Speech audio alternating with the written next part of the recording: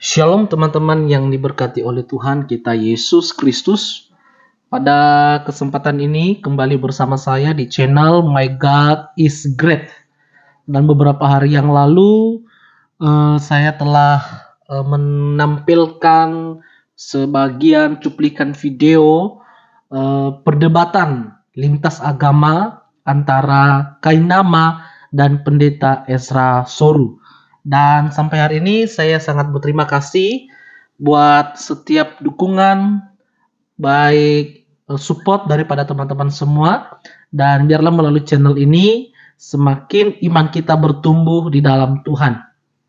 Teman-teman yang diberkati oleh Tuhan, dan di video kali ini saya akan mencoba menayangkan closing statement dari kedua debaters ya, yaitu Ezra Soru dan Kainama. Dan di dalam closing statement ini seorang Kainama mengatakan bahwa saya adalah antitesis. Artinya bahwa sesuai dengan tema yang diangkat adalah historical Jesus. Artinya bahwa seorang Kainama dia hanya menolak Yesus tidak mati. Mengapa dia antitesis? Karena di dalam imannya sendiri, di situ sangat jelas di dalam Al-Quran berkata bahwa Yesus pernah mati atau Isa pernah mati. Tetapi seorang Kainama tidak jujur di dalam hal ini. Kenapa? Kalau dia jujur mengatakan Yesus mati, saya yakin Kainama akan masuk Kristen. Ya, masuk Kristen. Mengapa seorang Kainama antitesis?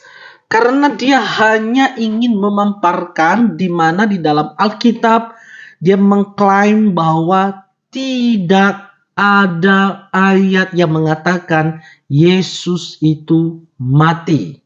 Ya, dia mengatakan bahwa Yesus itu tidak akan pernah mati. Percaya deh sama saya. Nah, di dalam closingnya ini kita akan memperhatikan bersama seperti apakah statement yang diberikan oleh seorang Kainama. Mari kita saksikan bersama, jangan kemana-mana. Oke, sudah ya dari Pak Ezra Soru ya. Pak Kainama ada yang mau disampaikan lagi? Baik, closing statement ya. Ya, boleh masuk ke closing statement masing-masing. Iya, kelamaan. Closing statement. There is no single evidence. There is no single evidence. There is no single evidence. Jesus died on the cross. From relics to statesmen and writings, early church writing even, a person who are outside the church in the early church father time ages, nggak ada. Itu yang saya ingin tekankan. Dan ingin dengan segala kerendahan hati, marilah kita lihat ini kepada muslimin wal muslimah saudaraku tersayang, rahimakumullah, supaya kita melalui informasi-informasi yang kita dapat ini, paling tidak kita memberikan pagar kepada muslimin wal muslimah yang muda-muda, supaya jangan toleran lebay, berlebihan, toleransi kebablasan. Apa itu? Contoh, ini aja belum ketemu mereka, belum ketemu. Yang pasti yang mana belum ketemu? Wallahi belum ketemu. Sampai akhirnya dipakai satu cara, pokoknya apapun caranya Yesus harus mati. Mau bagaimana caranya kita terima? Karena dengan kematian ada kebangkitan. Kalau orang ngomong masalah lahir, itu bisa digoyang dikit lah. Clementinus of Alexandria udah tulis segede alem gambreng bahwa juragan ganteng itu lahirnya antara Springs sampai summer, April sampai apa gitu. Itu Bapak Gereja Clementinus dicuekin sama mereka. Tetap Desember 25 tetap udah dikasih tahu itu tuh Sol Dies Natalis Solis Invictum Deo, udah dikasih tahu, tetap kekeh, cuek mereka. Tapi kalau usik kematian, wow, ngamuknya minta ampun. Kenapa? Karena kalau tidak ada kematian Yesus di kayu salib, Kristen tidak ada. Jadi apapun yang disampaikan oleh orang baik itu Kristen, cuma beda denominasi maupun apalagi Islam, kita menyampaikan ini untuk sampai kepada telinga dan hati saudara Kristen dan Katolik bahwa Islam sayang sama Antua Yesus itu. Kita muliakan dia tidak mati terhina. Sampai ada yang bilang mati apa aja yang penting mati, itu terhina itu. Kita Muslim tidak, kita muliakan Nabi Allah wa Rasulullah Isa ibnu Maryam. Dengan jalan apa? Kita bertahan bilang tidak ada yang bikin dia mati, karena Allah memuliakan beliau, diselamatkan, diangkat dengan menggunakan tulisan-tulisan dalam Bible mereka sendiri. Toh mereka tetap tidak terima. Ya sudah, yang penting disampaikan dan insya Allah menjadi gambaran. Keke sureke bahasa Prancisnya. Keke sureke, harus mati itu si gondrong. Enggak boleh. Kalau engkau cinta dia, mari bilang kami memuliakan dia. Yang lahir 25 Desember itu di kandang. Kau mau ikut menghina Rasulullah wa Nabiullah Isa ibnu Maryam, stop, bilang begitu. Karena Bapak gereja juga tidak bilang gitu. Yang kedua, yang penting ini, wa ma qataluhu wa masalabahu walakin subiha lakum. Pegang itu di hatimu. Kalau ada orang Kristen yang percaya itu, lakum dinukum waliyadin. Yang penting aku sudah sampaikan. Karena apa?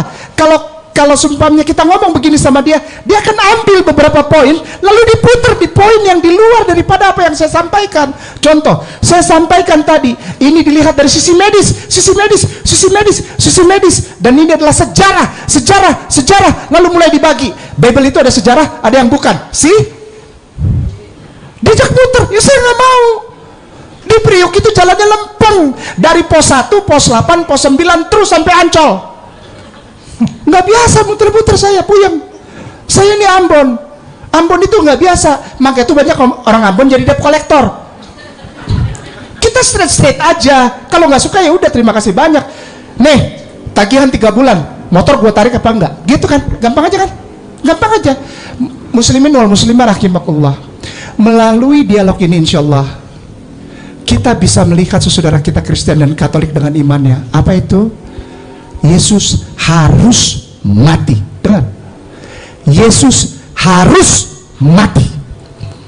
Karena jika tidak mati, maka kebangkitan tidak ada dan penebusan dosa tidak ada. Bagaimanapun caranya, pokoknya dibikin harus mati itu anak orang. Anaknya Tante Mary dan Om Joseph. Harus mati itu anak.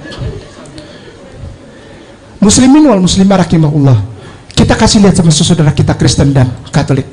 Kita cinta Yesus. Kenapa? Kita tidak hinakan dia. Kita tidak perdebatkan kematiannya. Kenapa? Karena beliau mulia. Beliau diangkat oleh Allah Subhanahu wa ta'ala. Ini perbedaan. Rahmatan lil alamin. Jangan bunuh orang yang tak bersalah. Seperti ditulis dalam kitab Ulangan, Mazmur, dan Amsal. Orang benar tidak mungkin dibunuh. Tuhan menyelamatkan orang benar. Sampai segitunya mereka ingin Yesus mati. Saya gini ya, saya jadi ingat beberapa saat yang baru lalu, Pak Pendeta Esra Suru yang saya hormati bersama Pak Pendeta Budi Asali ada debat dengan Donditan, dan Pak Pendeta Budi Asali yang terhormat debat dengan Ibu Bunda Etika Ustazah. Saya dengerin, oh bagus ini bertahan dengan ini. Bagus, saya bagus gitu. Bagus saja. Kenapa? Karena bertahan. Contoh Yesaya 53 ya, dan Mazmur 22 ya Bunda ya. Iya 53 ya. 52 yang Pak Budi Pendeta bawain tuh ya, Pak Pendeta bawain 5213 tuh ya. 5213. Nah, Mazmur 22 itu dipakai untuk menjadi nubuatan. Tolong sebagai penutup nih, sisa 8 menit lagi. Dani, Ustadz bukain PSALMS 22. Dari tadi sebetulnya saya nungguin loh, dari tadi wallahi saya nungguin, ya Allah kalau boleh saya diajak baca ini. PSALMS spasi 22 in Hebrew Mekon. Ini nubuatan, ini nubuatan. Saya habisin ya Pak Pendeta, maaf ya jangan marah, karena saya sudah tidak bisa memberikan sangkaan lagi. Saya habisin ya Pak Pendeta, jangan marah ya Pak Pendeta. Maaf ya. Psalms. Mari. Siapa yang bisa temani saya baca dari 14? Kita gantian. Ganjil genap. Yuk, siapa aja yuk. Dari Kristen yuk. Supaya tahu ini dasarnya. Yuk. Oke, boleh salah satu Yuk. pendeta? Yuk. Ustaz, Pak. Dari Kristen. Siapa aja. Enggak, maksudnya gini loh, supaya saya jangan dibilang kurang ajar. Ada yang kita mulai dari 14 sampai 17 gantian. Siapa yang mulai, terserah siapa yang mulai Apa pertama ada yang terserah. mau baca ke depan? Yuk, 14. Silahkan. Boleh. Dan 14. 14. Boleh. 14, 15, 16, 17. Gedein ininya, gedein Hebrunya ya, dan sukron, katsiron. Yuk, sukron. Lalu 13, 14. Yuk, kita baca itunya ya. Patsu alaif dari situ ya. Dari Patsu alaif ya. Yuk. Yuk. Oke, lah, ada Pak Ustadz, lama. nggak apa-apa, Baik. sendiri aja Pak. Baik, oke gini. Di Psalms, di Tehillim ini nggak ada menusuk, menikam, nggak ada. Lion itu. Syukran katsiran. Allah sayang, Allah berkahi Kai Nama, minta maaf ya jika ada kata-kata atau tindakan yang kurang berkenan ya. Doakan Kai Nama ya. Kalau malam ini saya minta maaf banget kalau malam ini tidak memuaskan selera Anda untuk seperti jadi debater yang galak gitu, enggak. Saya bukan begitu. Saya bukan debater yang begitu. Ya, saya ingin menempatkan debate pada tempat yang proporsional dan membangun kesadaran bahwa yang cinta Yesus cuma satu agama di muka bumi ini, namanya rahmatan lil alamin, Islam. Takbir. Kurang semangat. Takbir. Masya Allah wa subhanallah. Kai Nama minta maaf ya. Doakan Kai Nama, doakan Ustadz Ipung, doakan Ayah Sofia dan semua para tuan guru ya. Ada Bapak Dance juga baru datang. Bapak Dance kenapa kurus, gemuk dikit lah, ya kan? Mentang-mentang udah berhenti makan daun pepaya pakai saya malu bilang kalau di Manado tuh daun pepaya pakai itu tuh, pakai itu ya. Allah sayang, Allah berkahi semuanya. Pak Pendeta, saya minta maaf jika ada kata-kata saya yang salah. Pak Pendeta, terima kasih banyak sudah berdialog dengan Kai Nama dan semua pendeta serta para teolog, Pak Budi Asali, Pak Pendeta MM dan semuanya. Allah sayang, Allah berkahi. Kita hidup di dalam negara Republik Indonesia yang saling toleran serta saling sayang, saling hormat sebagai a fellow countryman, sebagai saudara di dalam negara Republik Indonesia. Hanya satu saja, inna dina indallahil Islam. Dibuktikan dari apa? Hanya satu saja yang memuliakan nabi-nabinya, Islam, rahmatan lil alamin. Barakallahu fikum. Assalamualaikum warahmatullahi wabarakatuh. Waalaikumsalam. Baik, untuk Pak Esra, closing statement nih. Ya, terus terang saya debat semacam ini jauh dari yang saya harapkan. Tapi ya sudahlah, mau bagaimana lagi. Saya kira Pak Kai Nama mengulang-ulang kesalahan pemahaman. Kapan saya bilang di satu sisi Alkitab itu sejarah dan bukan sejarah? Kalau saudara tangkapnya begitu, saudara tangkapnya nggak benar. Yang saya bilang harus membedakan antara Alkitab sebagai sejarah dan tafsir Alkitab. Sejarah, ya sejarah. Tapi bagaimana menafsirkan data sejarah, itu problem lain.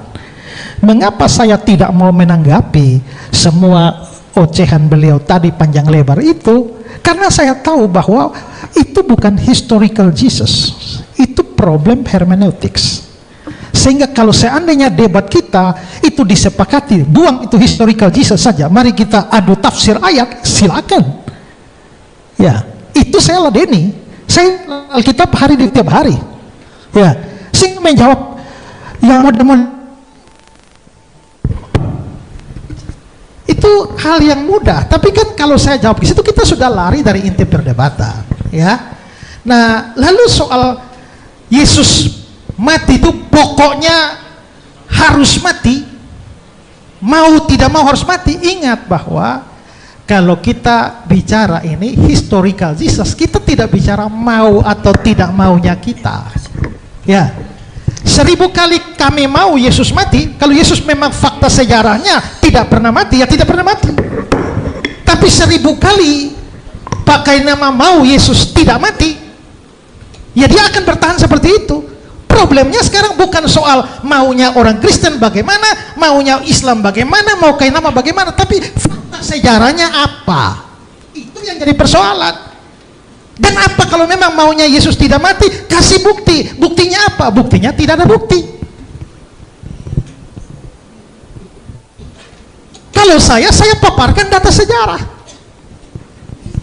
Dan data sejarah yang saya paparkan artinya adalah bahwa fakta Yesus mati dan bangkit itu bukan soal maunya orang Kristen. Bahkan jangankan orang Kristen, murid-murid Yesus pun bahkan tidak mau dia mati. Kenapa? Karena pemahaman salah. Di Matius pasal 16, ketika Yesus memberitakan bahwa dia akan mati, ya, lalu Petrus mencegah dia, kiranya Allah menjauhkan itu dari engkau. Artinya adalah bahwa para murid Yesus langsung pun tidak mengharapkan dia mati. Tapi fakta sejarahnya memang Yesus mati. Dan karenanya maka mereka yang tidak mau dia mati itu menjadi saksi mata. Maka Yesus mati tidak mati itu bukan soal maunya kita, itu soal sejarah. Makanya kita bikin acara debat ini. Tapi kalau yang dibawa adalah tidak ada bukti, ya selesai debat itu. Mau apa lagi kalau tidak ada bukti?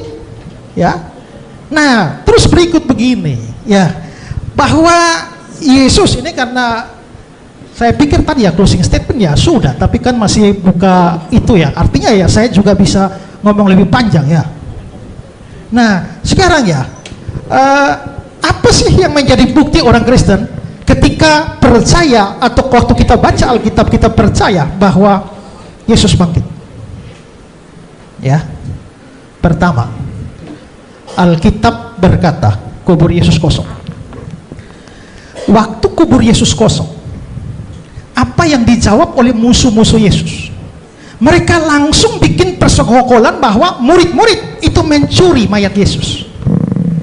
Artinya secara tidak langsung mereka juga akui bahwa memang kuburnya kosong. Karena itu mereka harus mencari alasan untuk menjawab fakta bahwa kubur kosong. Artinya kubur kosong Yesus itu diakui oleh para musuhnya. Nah, kalau memang kita sekarang berpikir secara logis bahwa apakah kubur kosong itu otomatis membuktikan Yesus itu bangkit? Belum tentu. Karena kalau kita hanya bersandar pada satu bukti bahwa kubur kosong, maka tidak bisa membuktikan bahwa Yesus bangkit. Karena kubur kosong itu memungkinkan bahwa secara logis ya, memungkinkan bahwa kalau mayatnya dicuri itu juga kosong. Tapi yang paling jelas adalah bahwa dia menampakkan diri selama 40 hari berulang-ulang dan murid-muridnya jadi saksi. Nah, kubur yang kosong belum tentu membuktikan Yesus hidup. Tapi kubur kosong dan ditambah dengan penampakan Yesus selama 40 hari, dan seperti kata Paulus di 1 Korintus 15, dia menampakkan diri kepada lebih dari 500 orang sekaligus dan kebanyakan masih hidup. Artinya apa? Ini bisa cross check. Ini bukan soal maunya Paulus, ini bukan soal maunya orang Kristen, tapi itu bisa dicek recheck. Semua saksi mata ada. Dan pikirkan ini, bahwa berita Injil tentang Yesus yang mati dan bangkit itu juga disampaikan oleh Petrus. Waktu khotbah Petrus pada hari Pentakosta, dia bilang, Yesus yang kamu bunuh dan kamu salibkan. Dia bicara kepada orang Yahudi. Dan tidak ada satupun yang protes. Kalau Yesus tidak mati dan tidak bangkit, maka kata-kata Petrus tidak relevan. Tapi dia berani mengatakan itu pada musuh-musuh Kristus yang kamu salibkan, dan mereka diam terhadap hal itu. Itu menunjukkan bahwa memang kematian Yesus itu sebuah fakta yang tak bisa dibantah. Lalu Injil diberitakan dimulai dari Yerusalem. Kisah 1 ayat 8. Ya. Kalau Injil dimulai dari Yerusalem, saudara tahu Yerusalem itu apa? Tempat di mana Yesus mati. Dan kalau Yesus tidak pernah bangkit, lalu mulailah memberitakan bahwa Yesus mati dan bangkit, dan mulainya di Yerusalem. Kalau mau tipu orang, mulailah di India sana, mulailah di Tiongkok sana, jangan mulai di Yerusalem, di mana orang bisa membuktikan Yesus tidak bangkit. Yesus tidak mati, tidak bangkit. Seandainya memang dia betul-betul tidak mati, tidak bangkit. Tapi mereka berani bicara di Yerusalem langsung, kota yang akan mematikan mereka seandainya dia memang tidak mati dan tidak bangkit. Dan ada banyak teori, ya seperti teori pingsan lah. Tapi yang ngomong teori pingsan itu tidak mengerti tentang tradisi penyaliban. Ya, ada yang mengatakan bahwa Yesus itu diangkat, ya. Yesus diangkat, tidak disalibkan, tapi tiba-tiba diangkat oleh Tuhan ke surga, lalu ganti dengan orang lain yang serupa Yesus lalu yang disalibkan. Jadi aneh ya, kalau Allah memang mau menyelamatkan Yesus dari salib, kenapa pakai acara tipu-tipu? Kalau mau selamatkan Yesus, angkat saja, binasakan musuh-musuh Yesus. Kenapa masih pakai acara menipu orang dengan menyerupakan Yesus dengan orang lain? Kok Allah terlibat dalam konspirasi penipuan?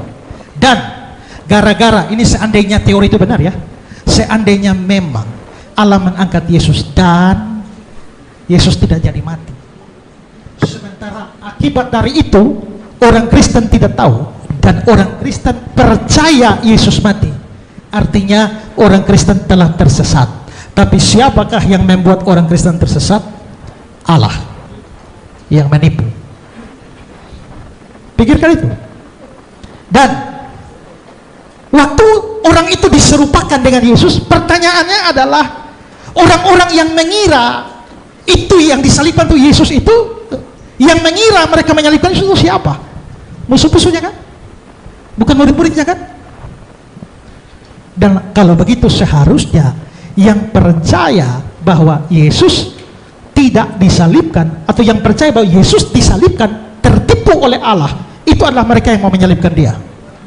Tapi ternyata bukan mereka yang percaya, justru murid-murid yang percaya. Mungkin apa yang saya omong ini sukar Bapak Saudara, tapi dengar ulang ya, lalu mikir baik-baik, pakai logika ya. Nah sekarang gini loh, tadi Pak Kainama bicara soal ya mempermuliakan Yesus. Oke. Mungkin satu hal yang saudara mungkin akan tidak mengerti ya, bahwa kematian Yesus itu sesuatu yang, apalagi mati di kayu salib, itu sesuatu yang merupakan kehinaan. Maka Kristen menjadi agama yang paling lain di dunia karena dia menjadikan simbol yang adalah salib, yang adalah simbol aib, itu menjadi simbolnya. Penyaliban itu sesuatu yang buruk. Penyaliban itu sesuatu yang memalukan. Saudara, kalau Injil adalah karangan-karangan para murid saja, mereka tidak mungkin mengarang sebuah cerita yang mempermalukan diri sendiri dan Tuhan mereka, kecuali itu memang fakta sejarah. Seandainya murid-murid mau membuat sebuah karangan, mereka harusnya mengarang bahwa dia tidak pernah mati, karena mati di kayu salib itu memalukan dia. Harusnya adalah karanglah cerita bahwa dia tidak mati, dia diangkat.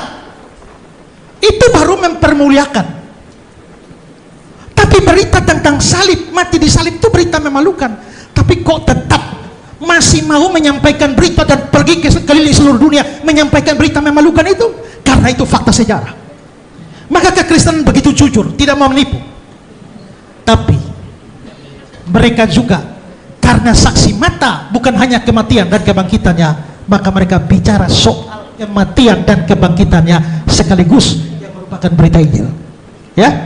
Nah, jadi memang penyaliban itu sesuatu yang mempermalukan, tapi bukan hanya mempermalukan Pak Kainama, itu kutuk.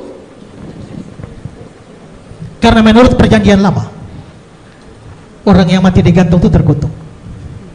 Dan apakah kami percaya Yesus mati terkutuk? Yes. Kenapa? Karena mestinya kita yang terkutuk, orang berdosa. Saya yang terkutuk, kalian semua yang terkutuk. Kita semua memang orang terkutuk karena kita orang berdosa. Tapi Yesus kenapa mati terkutuk? Karena dia mau menggantikan kita. Itulah sebabnya dia jadi kutuk. Tapi dan karena itu Yesus mati dalam kehinaan. Tapi kalau Pak Kainama tadi mengatakan bahwa dengan tidak mati maka orang Islam mempermuliakan Yesus, saya mau kasih baca satu ayat dulu ya, beberapa ayat ya. Filipi pasal 2, hendaklah kamu dalam hidupmu bersama menaruh pikiran dan perasaan yang terdapat juga dalam Kristus Yesus, yang walaupun dalam rupa Allah tidak menganggap kesetaraan dengan Allah sebagai milik yang harus dipertahankan, melainkan telah mengosongkan dirinya, mengambil rupa seorang hamba. Mengambil rupa hamba itu sudah rendah, menjadi sama dengan manusia itu sudah rendah. Dalam keadaan sebagai manusia, dia telah merendahkan dirinya dan taat sampai mati, bahkan mati di atas kayu salib. Jadi bukan orang Kristen yang merendahkan Yesus, Yesus merendahkan diri sendiri. Tapi apakah dengan demikian kita tidak mempermuliakan Yesus? Tidak.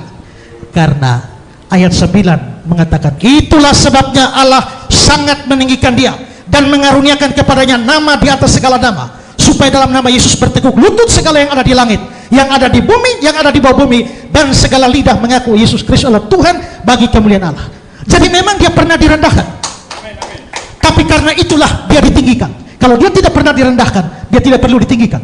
Dan nama diberikan kepadanya, nama di atas segala nama, setiap lutut akan bertelut dan mengaku. Dan saya percaya itu, semua, termasuk semua saudara, akan bertelut dan mengaku Yesus Tuhan. Tapi belum selesai, tapi mungkin belum sekarang.